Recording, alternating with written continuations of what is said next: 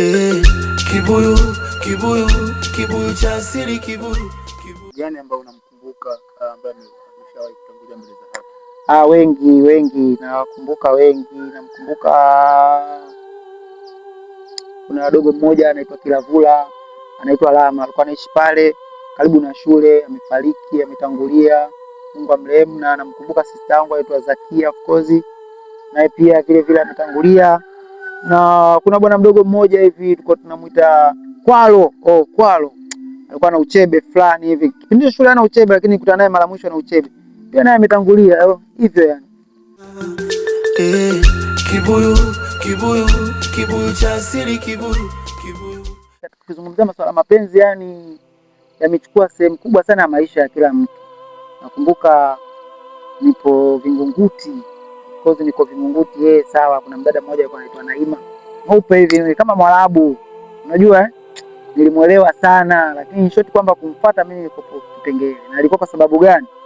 Na feli kwa sababu kwanza peke, sina mawe, sina mizigo. Alafu isitoshe sikuwa hata na ile idea kuweza naenda nasemaje, lakini wewe mtu nilimuelewa sana. Amini kwamba Kitu gani ambacho umekifanya ambacho utakisahau kwake? Mimi nimefanya vingi sana. Nimefanya vitu vingi sana. Nikisema niseme kitu kimoja. Alafu mimi nilikuwa mjinga sana katika mazingira haya. Najua eti mtu akikupenda yani ukienda ukimpa kitu basi upendo ndio unazidi. Unaona? Yaani ukienda tu labda umeenda umeandika barua yako kubwa nini, umeweka lile kopa lile na mshale, umeingia hivi umetokea huku chini umeandika vikopa kopa nini, umeweka kwenye bahasha unapeleka au vipi?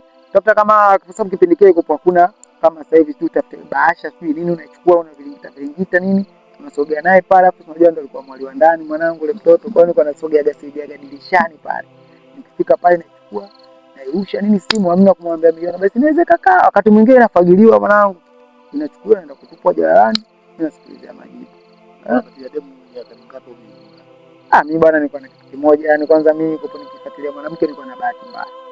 Wewe unaweza kukuta hata mwaka inafika kama wewe dada anayekwambia anaitwa Naima. Mwaka mzee na sababu kwa sababu nilikuwa kipanda cha simu, anakuja pale napiga simu, anakuja kuleta simu chaji. Unajua maisha ya kipindi kile nilikuwa na Philips mwanangu kama hili ile mchala sabuni. Ndio simu ambayo hilo nilikuwa naruka nayo, namba zangu zilikuwa za Voda nikanimempa. Anakuja pale nini ile namsikilia nini mazingira fulani, lakini kufanikiwa kwa haraka sana. Siku ulivyompata ulijisikiaje? Kwanza ile siku kwa sababu simu si hamna, nilikuwa nikipita pale kwao pale napiga uruzi. Kama hajasikia sometimes kuna kota hata mjio na urusha juu ya bando. Wakistuka hivi akitoka nje na kwa nimejimute sehemu kama hivi ile limradi ajue kama mtu fulani kapita. Sasa siku mpaka nafikia sasa ananiambia bwana kama vipi tutafute sehemu tuongee mwanangu. Kwa siku niliona ya peke yangu sana, yani sikutegemea hata kidogo. Kweli tulikutana tukaongea, tukajenga baadhi ya vitu fulani vikaenda sawa mwanangu. Amini kwamba alikuwa ni mwanamke wa ndoto ya maisha yako. Alikuwa ni mwanamke wa ndoto ya maisha yangu, yani of course kwamba yeye ndio ilikuwa kama nichagua, alafu Mungu akajalia baadhi ya vitu vingine vikaenda kwa sababu nilimpenda na nilimuelewa, afu vile vile yani nilimweka sana moyoni. Mpaka leo hivi ninavyoongea amekuwa mke wangu na tumezaa zaidi ya watoto wawili. Yani uwezo kaamini kwa sababu nikikumbuka kipindi kile kwa sikutegemea. Alafu sasa ilikuwa changamoto moja. Yule binti watu walimuelewa wengi.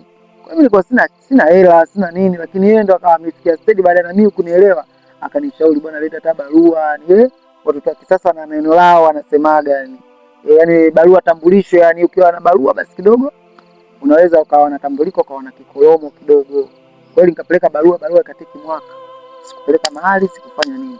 Lakini mwisho wa siku mambo mengine yakaenda. Vipi kwenye sekta ya ushirikina?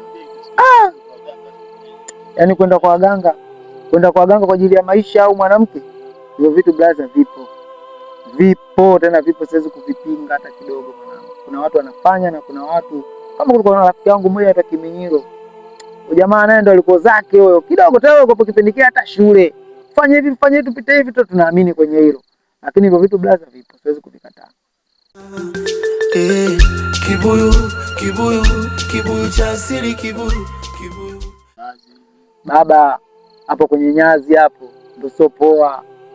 Chaoga sana mwanangu. Chachanjwa sana minyembe hii mwanangu, na chanjo kwenye ulimi kwenye nini mpaka mwanangu ukirudi unapata homa. Umeona?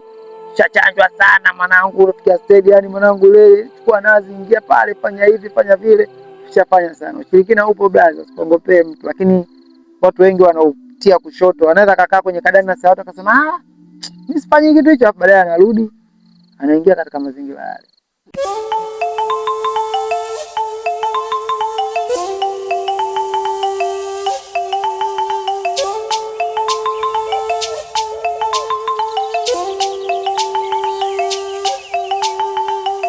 Kibuyu cha asili kinakupa hadithi popote ulipo. Kibuyu cha asili, chemchem ya hadithi za mababu na mashujaa. Kibuyu, kibuyu, kibuyu cha asili, kibuyu, kibuyu, kibuyu, kibuyu cha asili, kibuyu.